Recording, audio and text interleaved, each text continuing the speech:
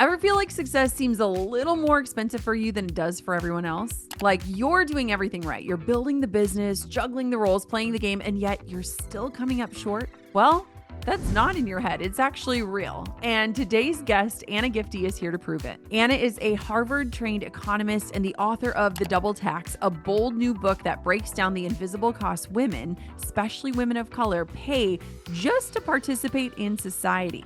But what makes this conversation essential for entrepreneurs? Well, Anna shows how these taxes sneak into your business, your brand, your funding, your time, and what you can do to push back. From the cost of motherhood to beauty standards in the workplace to why generational wealth building still feels out of reach, this episode is a masterclass in economic empowerment, and oh my gosh, Anna is giving it. This is not just theory. Anna actually gives you the tactical tools to change things. If you are building a business and wondering why it still feels this hard, or you want to be a part of rewriting the rules, this conversation is your permission slip. Anna Gifty, here's the warmest welcome. Welcome to the Goal Digger Podcast. Anna, you studied public policy and economics at Harvard, so you are literally the perfect person for me to ask this question. What is one hidden double tax that entrepreneurs listening are likely paying without even realizing it? First of all, thank you so much for having me on this podcast. I'm extremely honored to be in community with you, in sisterhood with you, and just talking about the cost that women face. And so let's maybe kind of level set for a second. What is the double tax, right? So the double tax is the compounded cost of racism and sexism, right? So this idea that there's costs that come from being a woman, there's costs that come from being a racial minority, and then there's women who have those experiences simultaneously. And so I want to go ahead and address what you said first and foremost, which is how do we think about a hidden cost that affects entrepreneurs? And one thing that we know about business owners is that we need capital, right? In order to build a business, you need money. And so what we have seen in the research is that the folks who make decisions about who gets money is oftentimes reflective of what the double tax ultimately gets at. So I'm going to throw some numbers at you because, I'm a numbers gal, and I think that facts are important.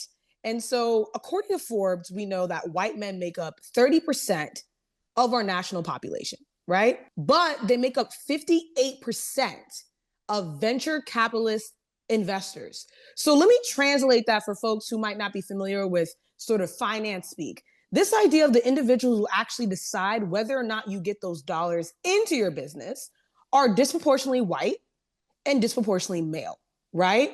Now, the other thing that I want to add here, and this is like the first part of the double tax. So thinking about sort of gender inequality, white women make up the same amount of individuals who are part of the national population, 30%. However, they make up 11% of the venture capitalist investors, right? The people who decide who gets the dollars sent to your business. Mm-hmm. So this idea of whether or not you prioritize a business's offering or product, right? It might be determined by whether or not you see value in it at all. And I think a lot of times people think this stuff is objective. They're like, well, objectively speaking, I'm a man and I must know that, what a woman wants is this and what a woman wants is that. And I'm far away from that. So I can make an objective calculation of what's going on. But the gag of the matter is our lived experiences inform whether or not we place value on certain things. And so if 11% of the venture capitalist investors are white women, that means that things that white women value may not be served, may not be funded, and ultimately may not be produced, which means that there's a huge missing market here that businesses are not even being able to tap into because they can't even get the money to start building products for that market. And then the gag of the matter is the double tax says, well, take gender inequality, add racial inequality, and what we end up with is 7% of venture capital investors are women of color across the board. That's combined. We're talking about Asian women. We're talking about Black women. We're talking about Latina women, Native women. In total, we make up 7%.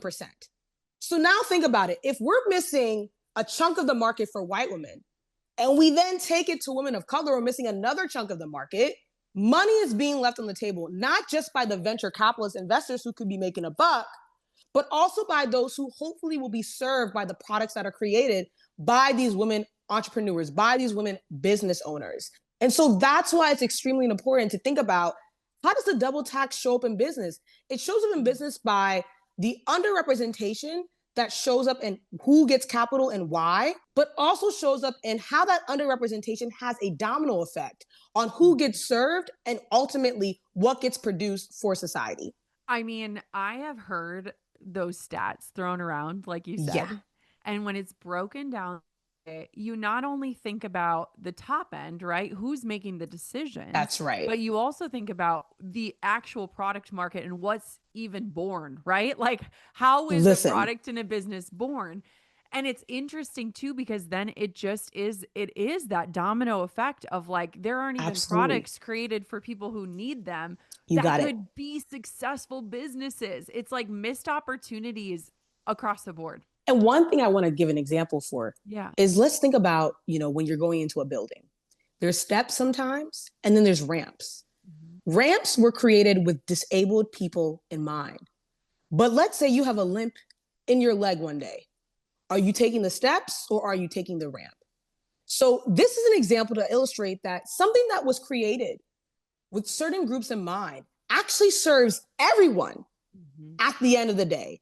And ultimately, that is the point of the double tax. This idea that if you actually address the benchmark of progress towards women and women who are definitely underserved, you actually end up solving problems for all other people, because we are targeting those who are experiencing the most marginalization.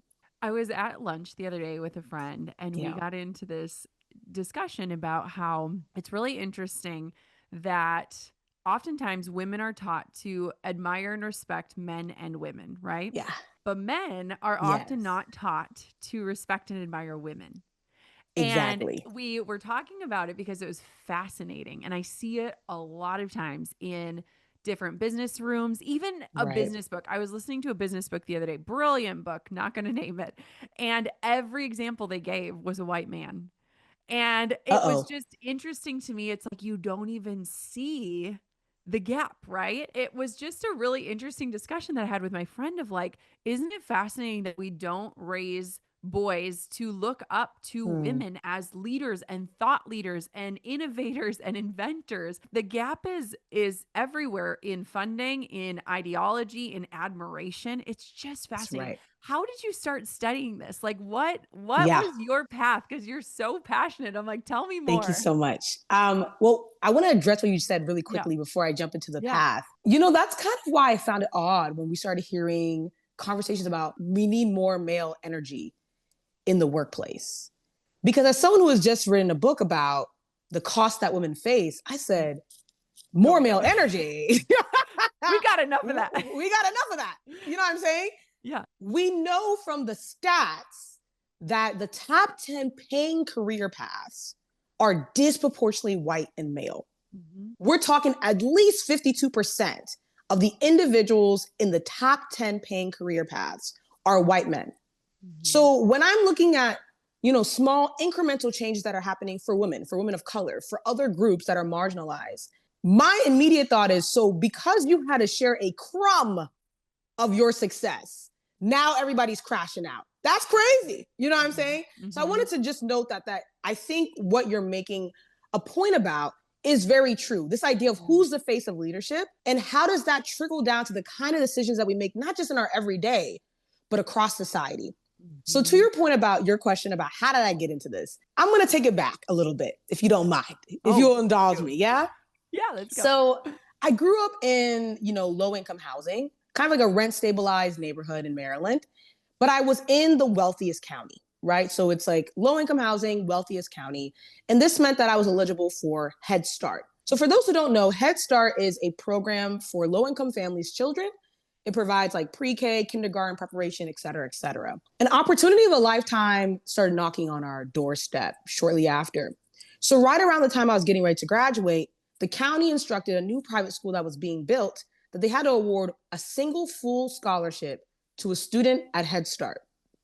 There was an interview process. They met with the families, they met with the children.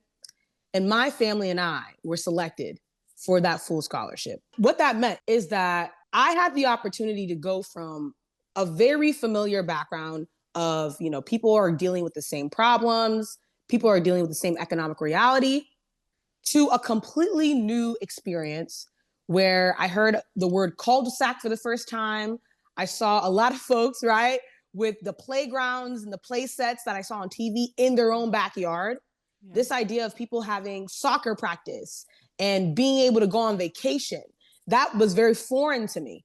Yeah. And so from a very, very young age, it became very clear that, depending on who you are and depending on where you come from, you might have a very different experience with the way that you lead your life. And a lot of that is heavily influenced by what you have economic access to, right? My parents were working multiple jobs, whereas my classmates' parents might have had one really well-paying job. Mm-hmm. And understanding that these differences make a huge impact on the children of the folks who are, trying to make a living and make a life kind of became salient to me almost immediately when I was younger. And of course, as I went through my experience, I still stayed in these private schools. The kids just got richer. I remember there was a kid that rented out a clubhouse at the Ravens Stadium, the Baltimore Ravens Stadium, and we had access to the stadium. And it was a level of wealth that I hadn't comprehended. I did not know that we could just walk into a football stadium for somebody's birthday party. My family surely couldn't do that. And there's folks in my community that couldn't do that. And then, of course, now being at Harvard, seeing that wealth even to another level where people are taking private jets to other countries for the weekend and coming back and doing classes on Monday. So I think for me, the inequality that I've witnessed both here in the States, but also in Ghana, where I'm from, kind of made it clear to me that if we want a world that's more fair, if we want a world that's more equal, we have to be on the same page about the facts. Yeah. And a lot of times these facts are scattered, right? So as an academic, it's my task to ask and answer questions. So I'm on a treasure hunt for the answers to the questions that I have about inequality. But I also recognize that there are people in my life, people in your life, that deal with inequality every day, but they don't have the luxury of time to look for the answers for why the inequality that they're facing is happening to them, but also how do they begin to address things that are unequal to them? Right. And so for me, this book really was born out of how do we bring all of the information that we know into the forefront, into one place, so that people have one place that they can refer to and say, actually, that is my experience. And here's the data to back that up. Here's what we need to do to move things forward. Hey, I'm about to have a kid. Have we thought about a paid family leave? I read about it in the double tax, that it does this X, Y, and Z. So giving people the tools at their doorstep to advocate for themselves, to advocate against inequality, and to push for things that are more equal to them and that helps their life get much better. I mean, it's just amazing and incredible. I feel like you were a kid with big questions. Were you like the kid that was like, the other day my 6-year-old was like, so like, how do the clouds get? I was like, that's a dad question. Like, yes. But I can imagine you as a really curious child. And I don't know. I feel like you still have that energy about you, which I love because it's pushing you to find the answers to those big questions. That's right. Let's talk about capital, because I think this is really interesting. One of my friends, Arlen Hamilton, is amazing. She's amazing. She's amazing. And she has just been doing such big things with Backstage Capital. I love it. Yes. And so I feel like I've learned so much from her about this, but I want to talk about like access to capital because it's a huge challenge. We've touched on it. Yes. But what do we need to know about wealth building that we're not being told? Like, how does this actually impact a listener of this show who is trying to start a business or wants to start a business or sees a friend struggling to start their business? What is that about? I love this question. I think it's such an important question. So thank you so much for asking it. What we're not really having an honest conversation about when it comes to wealth building is that people have different wells of wealth that they're pulling from. So what do I mean by that? I mean that my well of wealth that I can pull from is different from your well of wealth that you can pull from. And of course, like I said, I'm a numbers person. So I'm going to go ahead and lay out some numbers, and then I'm going to connect it to an actual visual of what this means. So According to the Federal Reserve Bank of St. Louis, okay, this is part of our economic ecosystem that makes sure that our economy is healthy. What they found in 2022 is that for every dollar of wealth a white guy has, right? And by the way, we don't hate white guys here. Yeah. We're just, you guys are the benchmark right now. So we're comparing everything to you. White women have 78 cents. Huge drop. Yeah. We're talking, around, 22 cents drop. Hispanic women have 14 cents. Black women have 8 cents. Okay? So when we talk about different wells of wealth that people can pull from, right? When they're starting their business, when they're starting a venture, when they're even starting a nonprofit, right? There's certain industries where if you don't have a well of wealth to pull from that is deep and expansive, you can't survive, right? Like in life. Good luck. Yep. Good luck. And so the visual I want to kind of give people here is, let's say that we're on a racetrack. Okay, we're on a racetrack. Before the gun is fired and the guy says, ready, set, go. He says, hold on. I want lanes 2, 3, and 5 to move up 2 steps. I want lane 5 to move up an additional 5 steps. Lane 6, move up 2 more steps, right? Mm-hmm. And then right before he says that, he said, okay, let's let the race begin. Ready, set, go. Tell me who's going to win that. The person who's closer to the finish line. And that is the point around wealth building. This idea that there's people who are closer to wells of wealth, to opportunities to build wealth than other people. And unfortunately, that is tied up in the history of this country, right? One of my most favorite pieces of research that's come out in the last 5 years is by a dear friend, Dr. Laura Darencourt, and her wonderful co-authors. And they call this paper The Wealth of Two Nations. Essentially what they do is they document what we call the racial wealth gap, the difference in wealth between Black folks and white folks from 1860, that predates, by the way, the abolition of slavery, all the way to 2020. So right before the COVID pandemic. And essentially what they find is that in 1860, the wealth ratio, how many dollars of wealth white folks have to how many dollars of wealth Black folks have, was nearly 60 to 1. What does that mean, y'all? It means that for every dollar of wealth white folks had, Black folks had almost 2 cents. Almost 2 cents. Now, I just told you 2022 numbers. Did I not? Who was closer to that? Black women. They've only seen an increase by about 6 cents since then, right? It's progress, but like, no. Yeah. You know what I'm saying? It's laughable. We're talking hundreds of years, right? And so then the question of, how does that trickle into other parts of your entrepreneurial journey, your journey as a business person? Well, if you don't have a lot of capital to start with, capital begets capital. Mm-hmm. How then can you invest $0 to make more money, right? And what they find in their paper is that what has kept the racial wealth gap fixed at about 6 to 1 is that capital gains entered the picture. This idea of people making money off of stocks, passive income off of investments. I remember I spoke to a dear friend of mine. I said, what do you do now that you're retired? And he said, I just manage investments. And I said, I love that for you. Yeah. But the gag of the matter is women in general are not positioned to do that. Yeah. And women of color, especially Black women, are definitely not positioned to do that because of the historical nature of wealth building opportunities in this country. A lot of folks will say things like buying property, buying homes, if we're talking about, personal wealth. But we also know that the laws that have come into place that allow women to actually be active participants in society when it comes to wealth building, we're talking 50, 60 years old. Mm-hmm. They just got here. So this idea that, there's certain people who have had hundreds of years in terms of a head start, and now certain people are now getting their footing. That is 100% going to impact whether you can get capital, whether you can be trusted with capital, right? There's people who have years on you that have shown time and time that they can invest the capital and make money back. And it also means that your proximity to capital is still very limited.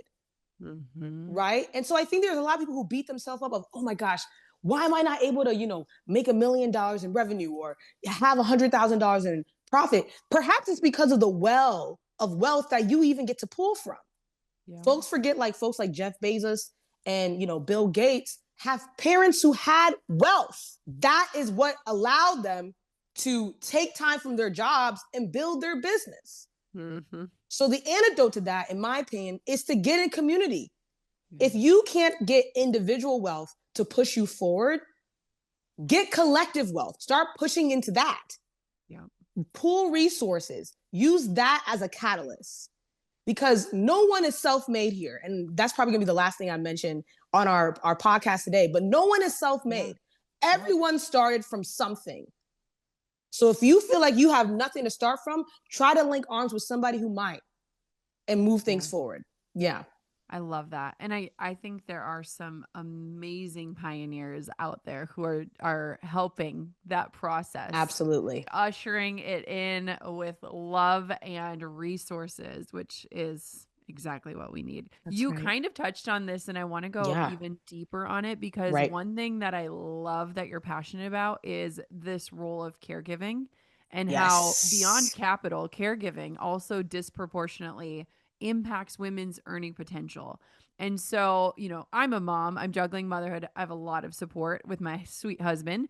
But a lot of business owners are juggling all the things, right? So motherhood, they're caregivers for their elders. I mean, all different things. So what are some ways that people could set realistic boundaries that actually protect their time and income? Because again, this is another way that the race car stays back while other cars move forward, right? That's right. So let's maybe contextualize motherhood for a second. Yeah. I'm not a mom, but I am friends with mom. I'm talking to a mom. I have a mom. My sister's a mom. And I want to first and foremost acknowledge that motherhood is really, really hard. It's harder than anybody is willing to say out loud. I'm going to say it out loud to all of the listeners. If you're a mom, this is me applauding you because it is a task, right, that a society puts on women and then simultaneously punishes women for. Yes. And so this idea that, I say it like this, women are punished for choosing motherhood and also for not choosing it, right? And this idea of protecting your time as a mother, it's a real thing. So if you feel like motherhood is extremely demanding on your time, you're not crazy. There is evidence that folks have their days disrupted, right? Because you're mothering and you get punished in the workplace because you're running late to work, right? And if you decide to become a mom, you're paid less, you're promoted less, you're hired less. And so I just want to make room a little bit before we get into the solutions of the fact that the motherhood is so hard and you all are doing an exceptional job of just navigating it in a society that is not graceful towards y'all. And so I just wanted to make space for that before I talk a little bit about how do we protect our time. I think one of the things that, I'm a policy person, right? So I study economics and policy at the Harvard Kennedy School. And so I'm going to talk about policy for a second and policies that I think you really should push for. And then I also want to talk a little bit about, how you practically, individually in your life and alongside your friends can also protect your time. The policy that doesn't exist, that should exist, and it exists across like a bunch of other countries, is paid family leave. We need it. We've been needed it, okay? Paid family leave says you have a child, you have an elderly person or someone you love that is sick or needs to be taken care of. You get paid, right? You don't lose income from being a good human to your loved ones. And so paid family leave is something that is not federal. So that means that, across the government, they don't have to do it. They have something called FMLA, which is this idea of, you're off for a couple weeks. It's like usually you can let me know, maybe 8 weeks or so. I might be wrong about that number, but you're not paid. Yep. I think it's up to 12. At least Up it to was when I 12. was in Yes. corporate, but I'm not sure if Yes. it's Up to still. 12. You're exactly correct. Yeah. Yep. This idea of paid family leave oftentimes varies from state to state, sometimes from business to business. So here's how you protect your time. You push for that policy wherever you are, even if you decide that you don't want kids. Because ultimately, paid family leave will translate to when your parents are aging or when you have family members aging. If you decide to have a child, or even if you don't decide to have a child, that's something that could be, eventually redeemed in other ways. But ultimately, paid family leave protects your time and protects your income. And so this idea of that not existing anywhere across the board, like being mandated specifically, because it does exist, but it varies in time, it varies in how much of your income you get, etc. That's a problem. And so pushing for that policy and who you vote for and what local leaders you elect and what policies in your workforce that you actually push for, that is critical. So that's the first thing I wanted to say. The second thing I wanted to say is that there's also something called the child tax credit. So we're now talking about protecting your income. So the child tax credit, depending on how much you make, you can get up to $2,000 per child. And there are some other states that will even add on to that, right? So this is part of an incentive for people to have kids, of course.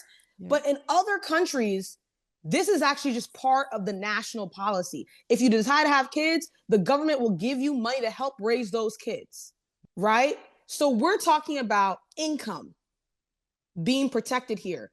Because I don't know if people know this. Childcare is wildly expensive. And I was like, $2,000 does not go far. It doesn't even go in a grocery far. bill, it's crazy. It's great. So when I was looking at the childcare numbers, yeah, I think the numbers vary between I want to say it's at least, it can be up to a third of your income is what I'll say. Yeah. And that's the base quality. So if you want really good quality childcare, we're talking upwards of 40% of your income. We know that for a lot of single mothers, this eats up their income. For partners of, people who are partnered, for women, it eats up their income, a substantial amount. And of course, that varies depending on race and class. But I think what people need to realize is you need to vote for individuals who are going to push for something like the child tax credit. You need to ensure with your community how you can collectively come together to help each other out. Let me maybe share a personal story here. In Ghana, where I'm from, when we say it takes a village, we literally mean that. So I think a lot of times, in Western countries, there's a lot of emphasis on the individual. As an individual household, I'm taking care of my kid and this is my kid. I understand.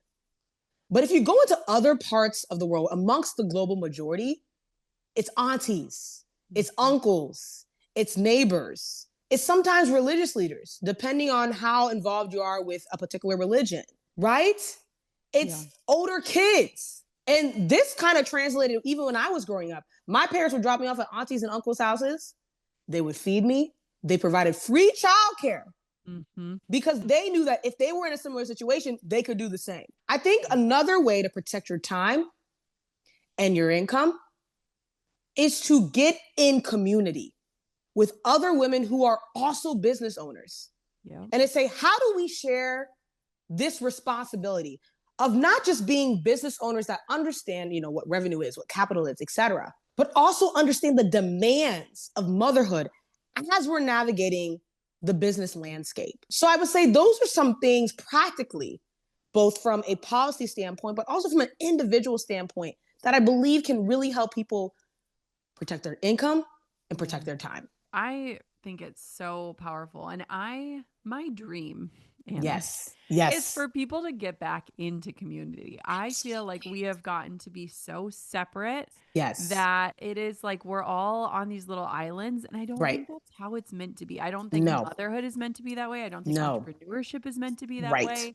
So I love that example because it's when you see it in motion and what it really represents. I believe that's how humans are meant to do life. Is like together, right? Together. Yeah. Exactly. So The I love collective that. is always more powerful than the individual. And Yeah. one African proverb that I know off the top of my head, they say that if you want to go fast, you go alone. But if you want to go far, you go together. And the intuition behind that is other people in the group might have a better way to get to the destination that you're trying to get to. So Yeah. having that wisdom around you, having that support around you may get you further than you even thought was possible. Yeah. Okay. Yeah. I love that. So here's my big question for you, Yeah. because I subscribe and understand everything you're saying, and I think that Yes. people that are listening, it's like, well, now what, right? We see Right. the numbers, the writing's on the wall. Yeah. How do we help solve it, not just survive it? Like, what are some tactical ways that we can come together in community, that white Yeah. women can support Black women and vice versa? Like, what does that look like lived out, I guess, is my question. Yeah. I think that there are a couple ways that that can take place. And what I want to start off with is one, when we say get into community, Yeah. what we don't mean is post Black squares, right? Yeah. Not saying that solidarity is bad or anything, or showing that you care is a bad thing, but showing that you care and actually caring are two different things, right? So I think a lot of times people try to overcomplicate it. They say, am I supposed to do, this and that and this and that? It's actually a lot simpler than that. I always tell people it's about just being a good human being to your fellow human being. It means leading with empathy and understanding that in some cases, your experience is not going to be the center of attention. And sometimes it's not even the best benchmark for how we should progress. I think a lot of times when we have conversations about gender equality, you'll notice that a lot of the women who will be on these stages will come from a certain background, will look a certain way, they'll go to a certain school, and it misses all the other stories that are needed in order for us to better understand the depths of the inequality that we face and the solutions that lie, namely, in our lived experiences, right? It's not beneficial to only have Harvard grads on stage when people go to community colleges or don't even go to college at all. We need those stories as well. And so I think when we talk about solidarity, that's a great place to start. It means showing up for the women in your neighborhood. And it can be as simple as just checking in. You go to your neighbor, hey, how are you doing?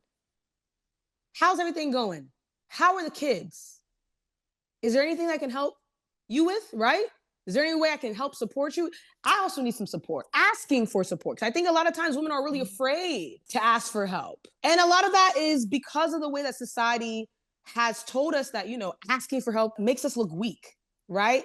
It makes us feel like, like we weren't able to do it ourselves. But as you just noted, were we meant to do it ourselves, right? Like, No. I actually don't think so.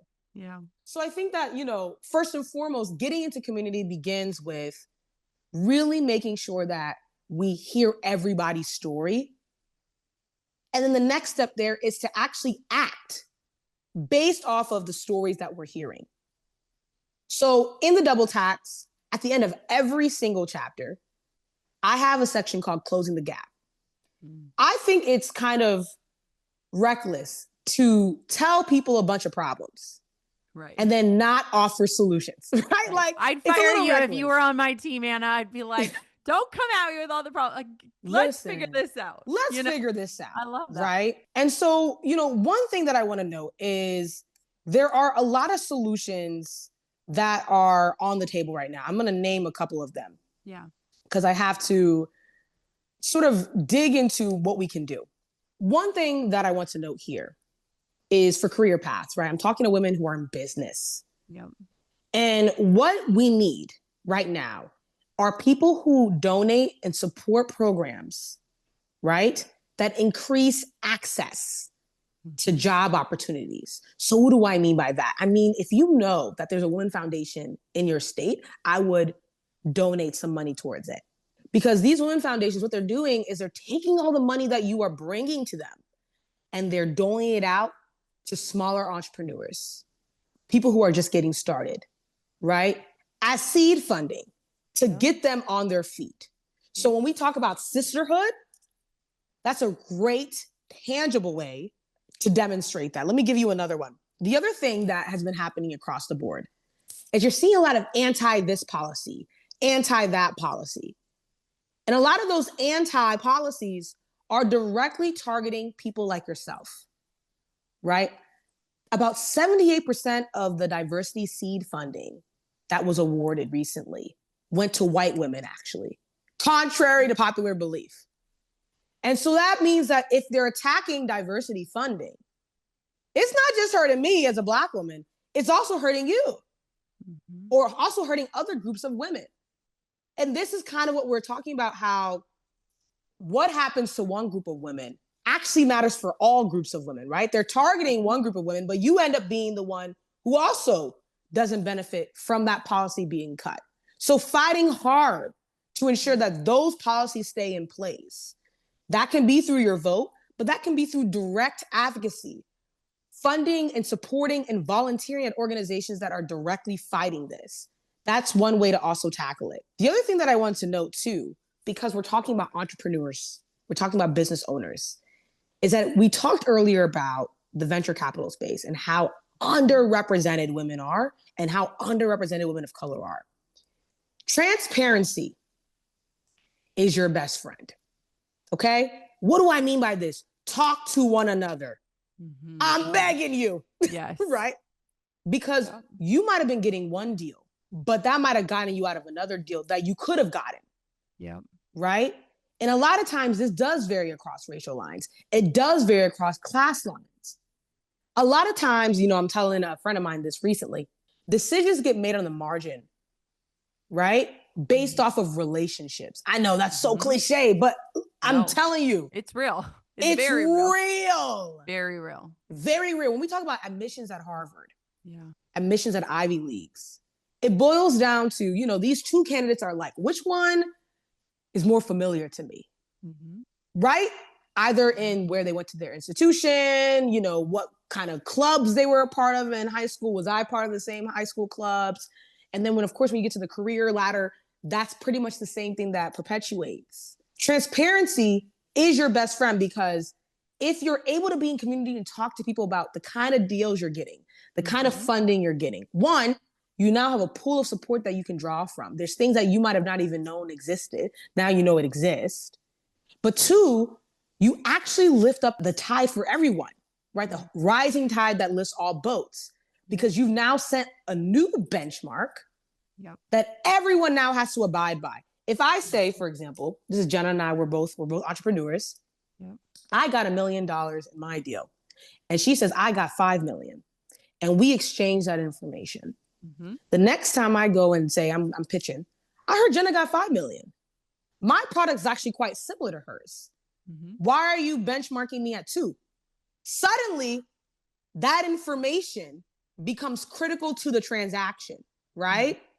And more importantly, because that information exists, the folks who are making decisions about what resources you get have to adjust. They have to. Otherwise, they look what? Discriminatory. If you don't want to suffer in silence, you got to talk. At least in the business world, you have to talk. And so I would say these are a couple ideas that I would suggest. There's plenty more in the book, of course, to check out. But for those who are in the business world, transparency, community, and making sure that you are sharing the wealth and not only centering your experience is critical to your success. From what I've seen, this is from one entrepreneur to another. Yeah. Oh, I love that. I think the transparency piece is so huge. Like, I am an open book with so many people. We love that. And it paints the 4-minute mile over and over and over again of what's possible, because you're like, wait a minute. Like, I remember one of my friends sharing her keynote fee, and you're like, wait, what? That's possible, you know? And right. Like, if we can keep painting the 4-minute mile, we can all run it together, right? Like, that's right. So I think that's so huge. I think people that make you feel like you should be quiet with that are the people that are winning because you're being quiet with it. You got it. You know? Bingo. Yep. So Okay, we have time for one last question, and this is a Okay. goodie. You have seen behind the curtain of both power and policy, right? Yes. And Yes. so, what is one truth about success, wealth, or equity that has changed everything for you, but nobody talks about? I love this question. And I love it because it gives me an opportunity to be very, very real. I mean, I've been real this entire time, but Yeah. to be even more real. Anybody who says, anybody successful who says, I did this on my own is a liar. And I need you to hear me when I say that.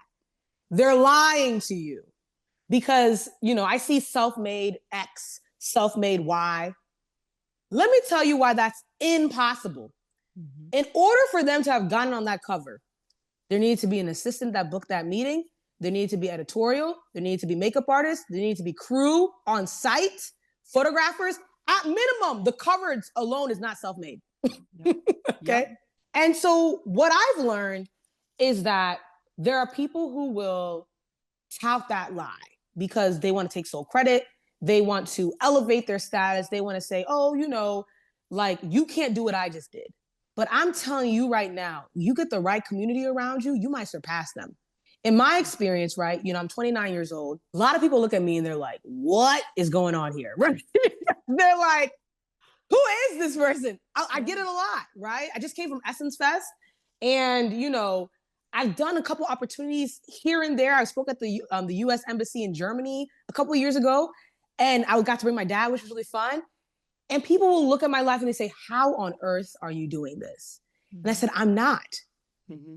We're doing this. Mm-hmm. It's a huge community that's backing me right now. I'm the face of it, but you will never see me on this God-forsaken earth or whatever saying I did it by myself. Mm-hmm. It's a lie. Even someone like we've been talking about like Jeff Bezos and Bill Gates, they have teams, they have engineers. They might be saying the idea, but the people who construct it, who tinker with it, you don't see. Even with influencers, I always say this too. You're not seeing the crew behind the camera. There's somebody filming. You know what I'm saying? Even if they set up a filming thing, they had to get advice. They had to talk to somebody. That is what I have learned. That anybody who I thought might have arrived on their own actually did it. And it actually speaks to your character. And I would argue to your future, how much credit you give your community, the community that got you here, right? I want to give a huge shout out with that in mind to the team that made this book possible. We're talking about Adeline. We're talking about Aisha. We're talking about Alexa, Kaylee, the literary team, the publicity team, the marketing team, the editorial team, my parents, my family, my support system, my advisors who said, yo, why is she putting out another book? She's a graduate. All of my friends and people who have just supported me, folks like yourself, Jenna, who have seen the value of this. Thank you. Yeah. Because this would be impossible if not for y'all. And I think that is really what I've learned about the journey to success. If you allow yourself to be a vessel for other people to succeed through you, that success is just going to keep on coming. Mm-hmm. It's the moment that you start to say, well, this is all me. And you start shutting yourself off as a vessel for other people to thrive. That is when you start to see the problems. And I hope that I never see that. That is so beautiful. It reminds me of writing the acknowledgments in my book. And I left it till the very last minute because the fear of forgetting just one person. Listen. It was what would keep me up at night, right? I could write anything else, but that piece of oh, that's so beautiful, Anna. Yeah. Where can everybody find you, connect with you, get your book, learn from you? I have to say, I feel like you are just getting started. I mean, oh girl, thank you. You've done a lot, and that's not a discredit to any of the incredible work, but I see you on a freaking rocket ship, not the one that Elon Musk is flying. But I'm screaming. That is going into another world. Thank you so much. Yeah. Once again, I want to just thank you for this platform, for your sisterhood, and for just creating a community where conversations like this can thrive. And so I just want to give you your flowers before I go ahead and close out. So if folks are interested in what we talked about today, a lot of what we touched on is in this book called The Double Tax. So the double tax digs into how much it costs to be a woman, why that bill runs highest for a lot of women of color, and what we can do as a community, as a sisterhood, to start bringing those costs down. And for folks who want to engage with me on social media, feel free to follow me on Blue Sky or Instagram at It's Afronomics, so ITS Afronomics. And then if you're just interested in the kind of work that I do, AnnaGifty.com. I have my research on there. I have my book stuff on there, but I'm also just always down to have a chat with folks who might want to learn a little bit more. We're going on tour as well. So I know this is coming out closer to when the book comes out. So we'll be on tour. We're going on a nationwide tour. And then, of course, if you're international, we'll be headed to the UK soon as well. So thank you so, so much for this platform, Jenna.